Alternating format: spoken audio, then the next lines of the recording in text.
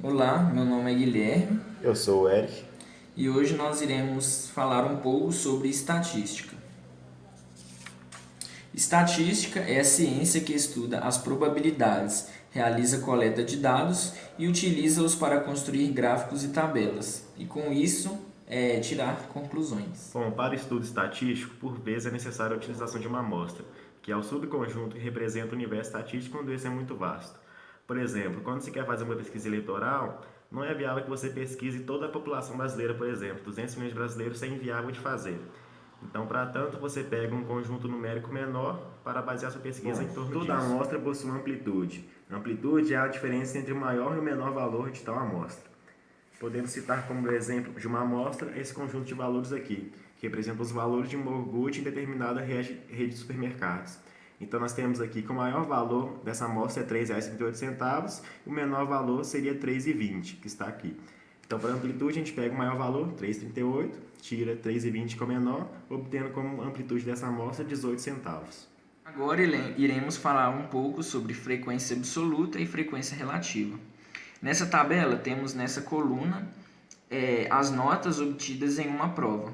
Nesta coluna, temos a frequência absoluta, ou seja, a quantidade de alunos que obtiveram a nota relacionada. Nesta outra coluna, temos a frequência relativa, ou seja, a porcentagem de alunos com relação ao total que obtiveram esta nota. Vamos dar um exemplo de frequência relativa. Temos aqui a nota 4. 8 pessoas tiraram a nota 4. Nós iremos calcular a frequência relativa desta forma. A frequência relativa seria igual a 8, o número de pessoas que tirou a nota 4, sobre 80, que é o total de pessoas que fizeram a prova, obtendo 10%.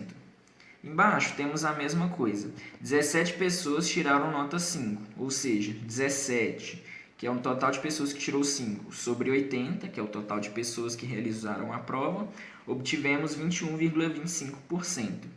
E com as outras acontece a mesma coisa. A gente divide 24 sobre 80, 30%, 20 sobre 80, obtendo 25%, e 11 sobre 80, obtendo 13,75%. Bom, agora vamos dar continuidade ao nosso estudo, falando sobre medidas estatísticas, começando pela média aritmética.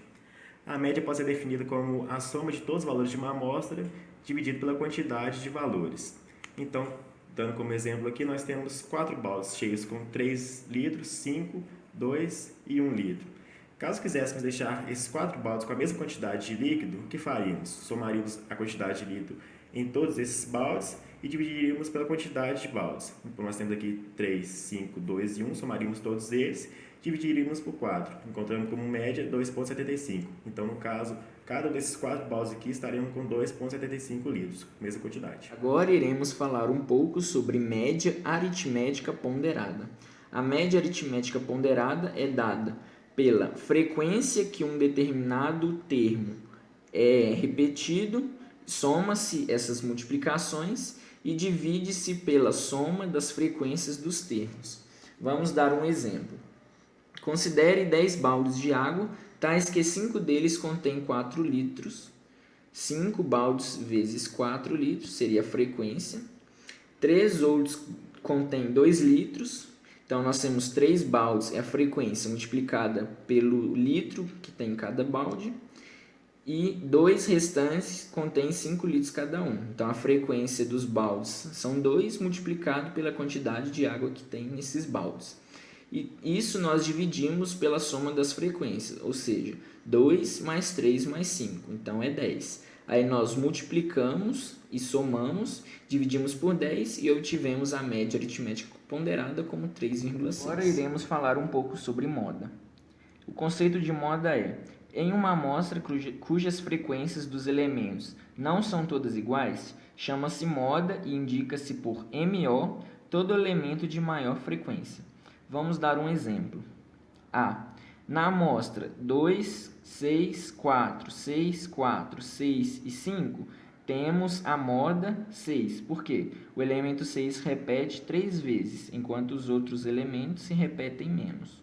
No caso, o 6 se repete mais vezes, então é a moda. Na amostra B, temos 1, 4, 3, 7, 2, 7, 8 e 4.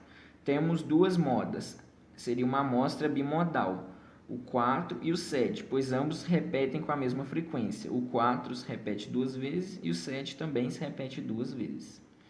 No C, temos a amostra 1, 8, 3, 5, 0, 2, 7 e 4. Não tem moda, pois todos os elementos têm a mesma frequência. Bom, vamos falar agora sobre mediana. A mediana é bastante adequada para amostras de grande amplitude, pois ela não é afetada como a média com valores bastante discrepantes. Para o cálculo da mediana, você deve pegar todos os valores de sua amostra e colocá-los em ordem ou crescente ou decrescente. Quando a quantidade de termos da sua amostra for ímpar, você vai pegar o termo central, no caso aqui 14, e ele representará a mediana. Então, aqui nessa amostra 1, 5, 9, 14, 15, 19, 25, o termo central é 14, pois temos 7 termos na amostra, 1, 2, 3, 4, 5, 6 e 7, 14 termos do meio, então 14 corresponde à mediana. Já quando temos uma amostra de quantidade de valores par, nós vamos pegar os dois termos centrais, fazer a média entre eles e obtemos assim a mediana. Então, nesse caso, 10, 12, 15, 19, 22, 29, 38 e 45, temos uma quantidade par de valores. 1, 2, 3, 4, 5, 6, 7, 8. Pegamos os termos centrais, 19 mais 22, dividimos por 2 e obtemos como mediana dessa amostra 20,5. Bom, agora vamos entrar no conceito de medidas de dispersão, começando pelo desvio absoluto médio. O desvio absoluto médio pode ser obtido a partir da diferença de cada termo da amostra pela média dessa amostra. Então, por exemplo, nós temos um indivíduo que deseja aplicar em dois fundos, fundo A ou B, a partir da obtenção do desvio absoluto médio desses dois fundos. Então, no caso aqui, no fundo A nós temos que no mês de janeiro foi 10, fevereiro 11, março 6, abril 10, maio 8. A média dessa amostra, no caso, é 9. Então, para calcular o desvio absoluto médio, primeiro você faz a diferença entre cada um dos termos por 9, isso em módulo, e a partir disso você faz a média entre esses desvios. Então, no caso aqui temos 10 menos 9, tudo em módulo, 11 menos 9, 6 menos 9, 10 menos 9 novamente, 8 menos 9, dividido tudo por 5, a quantidade de termos da amostra. 1, 2, 3, 4 e 5. Fazendo isso para o fundo A, nós obtemos que o valor do desvio médio para esse fundo é 1,6. Seguindo o mesmo procedimento para B, nós obtemos que o desvio absoluto médio é 2. Então, no caso, o mais vantajoso para que esse investidor pudesse aplicar suas finanças seria no fundo A, porque esse desvio absoluto médio é menor. Agora iremos falar sobre variância e desvio padrão. Define-se variância como a média aritmética entre os quadrados dos desvios dos elementos da amostra. Vamos dar um exemplo. Temos aqui a mesma tabelinha que representa os fundos de investimentos em que um determinado investidor aplicará seu dinheiro. Temos os meses e aqui nós iremos fazer assim como a média absoluta. Nós iremos pegar os termos de janeiro, subtrair pela média.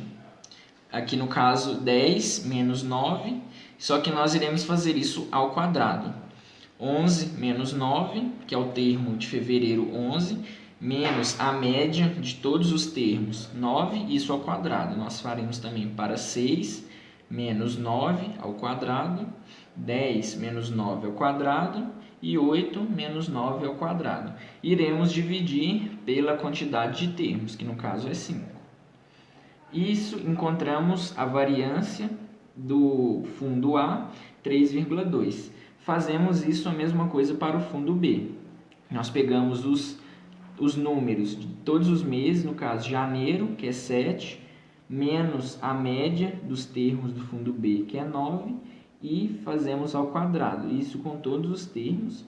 Dividimos por 5, que é a quantidade de termos que nós temos no fundo B, e encontramos que a variância do fundo B é igual a 4,4. Ou seja, nós concluímos que para o investidor é mais interessante aplicar seu dinheiro no fundo A, pois a variância entre os termos de cada mês em relação à média é de 3,2, ou seja, é um fundo mais estável. Agora iremos falar sobre o desvio padrão.